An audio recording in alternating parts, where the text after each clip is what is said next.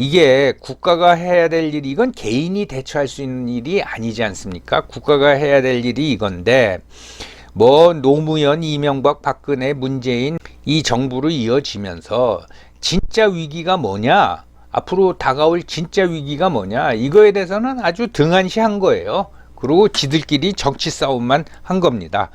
뭐 윤석열 정부는 어떻게 해야 될지 한번 지켜봐야 되겠습니다. 제가 예전에 영상을 통해서 위기를 하도 강조하니까 싫어하시는 분들도 꽤 있었어요.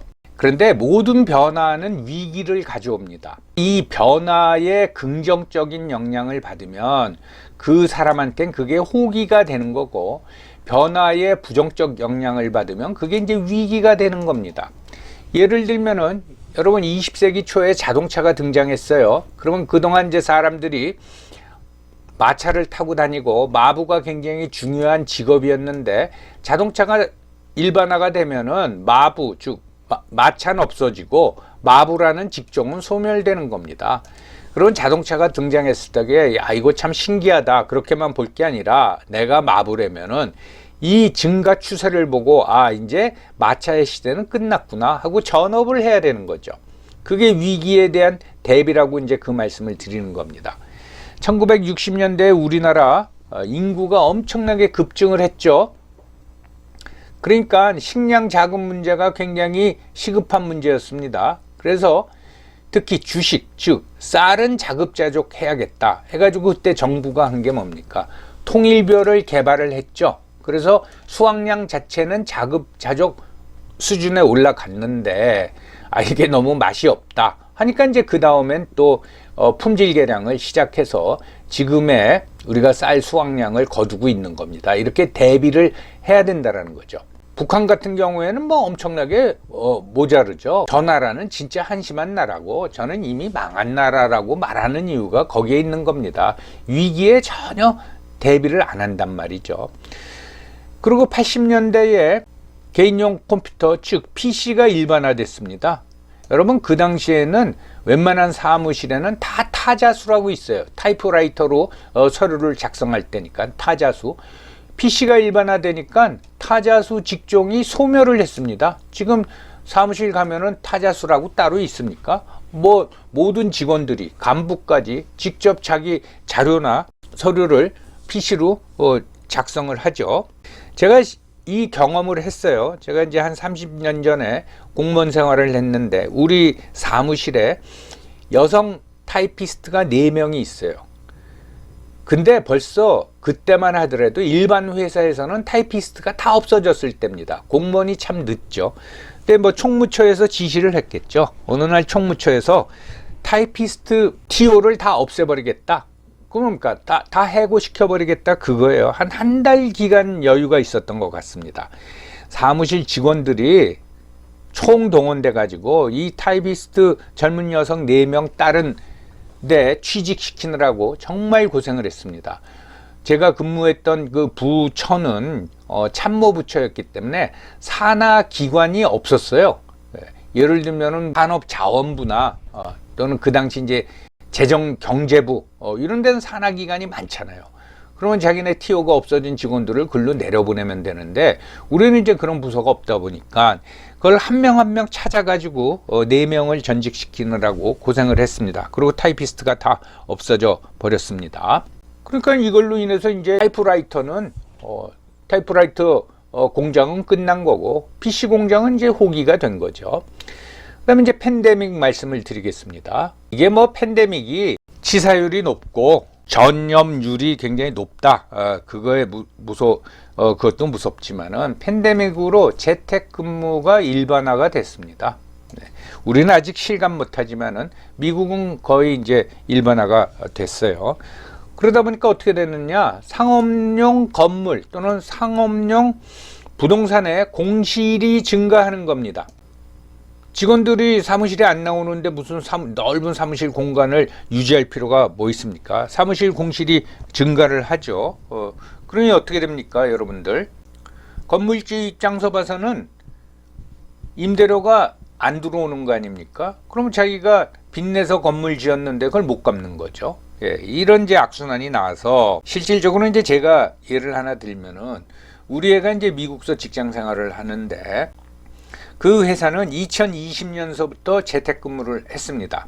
사무실에 안 나가더라고요. 그래서 제가 하도 불안해서 야, 너 안 나가도 되냐? 그래도 가끔 나가서 사장 얼굴 봐야 되지 않냐?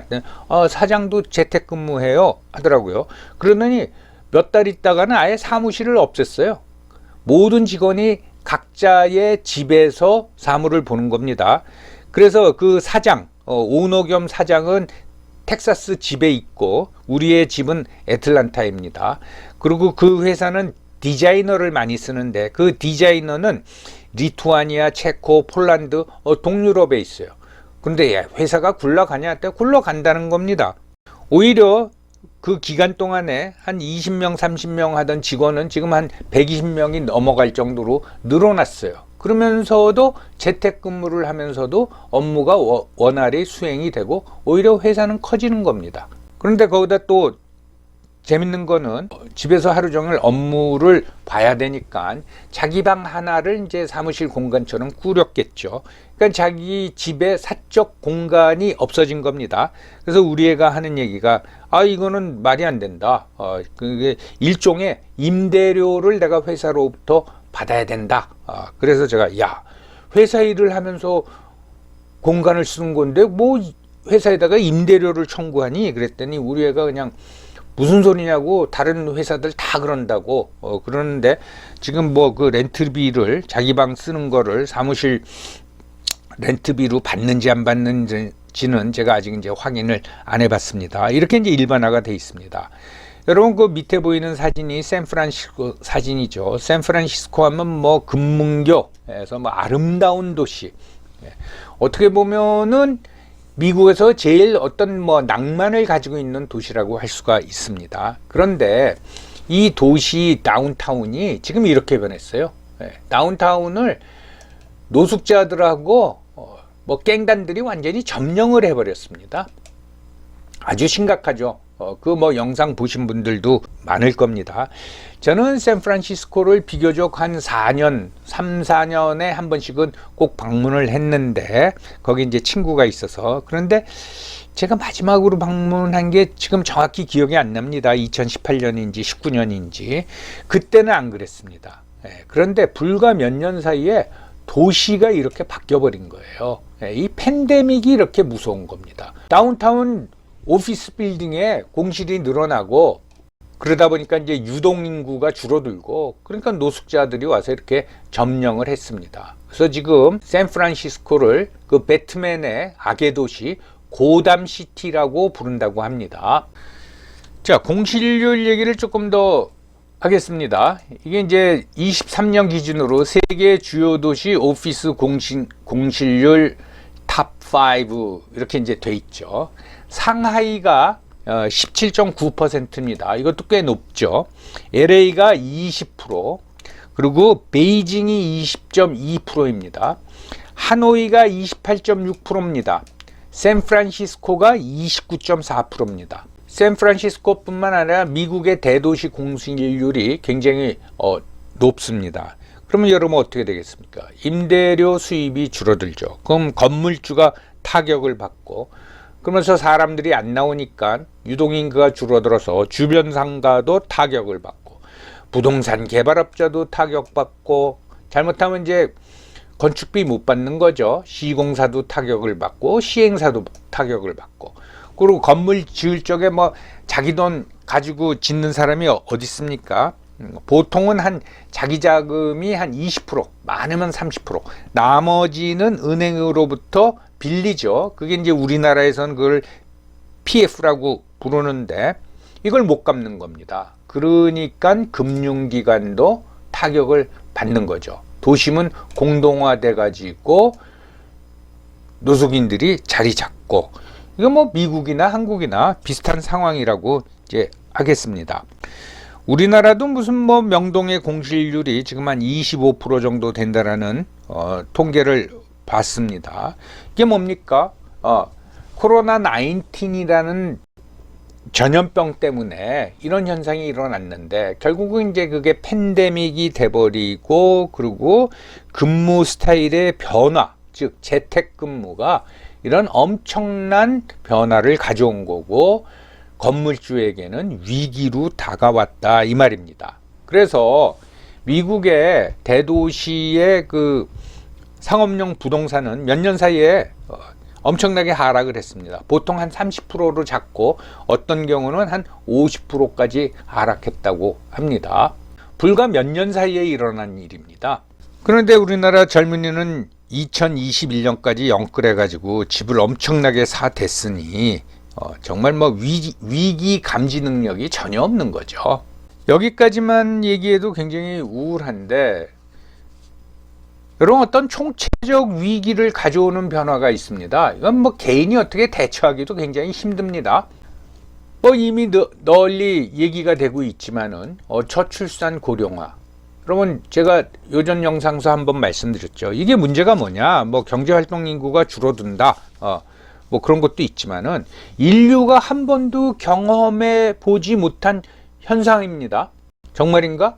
여러분 고대에 무슨 강한 왕국이 있다 그러면 무슨 인구 감소를 걱정을 합니까? 설사 생산 인구가 부족해지면은 뭐 전쟁을 통해서 포로를 잡고 그 사람들을 노예로 삼아 가지고 일을 시키면 되는 거죠. 이건 이 저출산, 고령화, 인구 감소는 인류가 한 번도 경험해 보지 못한 겁니다. 그래서 어떻게 이거를 극복해야 될지를 모르는 거예요. 그래서 뭐 이민청을 세운다 뭐 이러는데 과연 그걸로 근본적인 해결이 될까? 그런 이제 의문이 드는 거죠. 그다음에 이제 이것도 이제 여러 번 말씀드렸어요. 세계 질서의 재편. 이 세계화는 이제 끝났다. 이제 블록화로 간다. 그리고 이제 신냉전 시대다. 이런 변화. 그러면 우리 경제는 어떡하냐 이겁니다. 세계화 때문에 우리가 전 세계 시장을 대상으로 물건을 팔아서 먹고 살았는데 이제 블록화가 되면은 수출량이 대폭 줄어들 수밖에 없는 거죠. 참 문제입니다. 근데 다행히 이제 신냉전이 되면서 유럽도 그렇고 뭐 중동 국가들도 그렇고 심지어 동남아 국가들도 그렇고 야 이러다간 안 되겠다 해가지고 군사력을 강화해야겠다 해가지고 이제 우리나라 무기가 잘 수출이 되고 있죠. 최근에는 뭐 사우디아라비아에 32억 달러어치 약 4조 원어치 계약을 체결했다고 그러는데 이거는 우리가 뭐 그런 거에 대비해서 방위 산업을 키우지 않았지만은 어쨌든 방위 산업이 강하다 보니까 또 이런 신냉전 시대의 특수를 누리게 되는 거죠. 그다음에 이제 AI의 등장. 그래서 무슨 뭐 소멸될 직업이 뭐냐 이런 게 나오는데 그것도 예측하기가 굉장히 힘듭니다. 20년 후에 과연 어떤 직업이 살아남을지 또는 인기가 있을지 알 수가 없는 거죠. 그래서 최근에는 뭐 의대 인기 또는 이제 의사 인기가 있는데 이것도 원격 진료가 도입이 되면은 의사에 대한 처우가 지금처럼 계속 좋게 유지될 수 있을까? 그것도 이제 의문이 드는 거죠. 무엇보다도 가장 무서운 변화라는 거는 기후 변화입니다. 기후 변화에 따라서 이제 자연재해가 이제 엄청나게 자주 발생하고 있죠. 뭐 한파, 폭서, 폭설, 폭우 뭐 그것만 해도 괜찮은데 지진 또 뭐 쓰나미 그리고 이게 기후 변화가 식량 생산에 엄청난 타격을 가할 겁니다. 여기에 어떻게 대비하냐 이거죠. 이건 개인 차원에서는 대비하기가 굉장히 힘들죠. 참고로 요 두 사진을 이제 좀 말씀을 드리면요. 요게 이제 대지진이 일어났던 그 터키 지역 모습입니다. 요 뒤에 있는 게 아파트들이죠. 뭐 12층짜리라고 합니다. 그리고 여기 있는 게 이재민들 수용소입니다. 그런데 이재민들 수용소는 이렇게 이제 컨테이너 집을 제공했다고 합니다. 그래서 이 아파트에 사는 사람들이 이 컨테이너에 사는 이재민들을 부러워한다는 거죠. 야, 다시 지진이 일어나면 우리는 꼭대기에 살다가 피하지도 못할 텐데 이 사람들은 뭐 큰 피해가 없겠구나. 그러면서 이제 부러워한다고 합니다. 세상이 그렇게 이제 변해 버렸습니다. 20세기에 와가지고 변화의 속도가 굉장히 빨라졌고 또 21세기에 들어와서는 더 빨라졌습니다.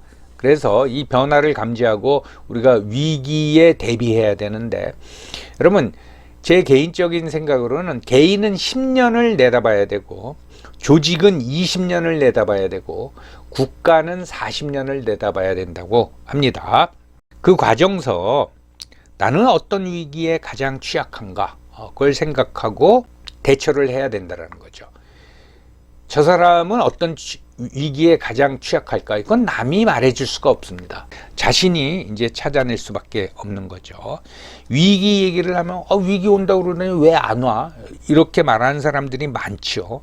그 정확한, 나한테 엄청난 피해를 주는 정확한 시점을 예측하기는 불가능합니다. 그렇지만 변화를 보면 어떤 위기가 올 것인가 를 우리가 예측할 수 있다라는 거죠. 그러면 거기에 이제 사전 대비해야 된다, 이 말씀입니다. 자, 강원관광대학의 폐교를 두고 얘기가 여기까지 전개가 됐죠. 그럼 강원관광대학은 어떻게 했어야 될까요? 적어도 10년 전에는 다른 학교하고 합쳤어야 됩니다. 아니면 그때 자진 폐교를 했어야 됩니다. 이런 이제 폐교 대학이 뭐 100개 이상 늘어날 텐데, 여기에 맞춰서 교육부는 소위 말해서 출구 전략을 마련해 줘야 된다, 이 말이죠. 자, 오늘도 긴 시간 경청해 주셔서 감사합니다.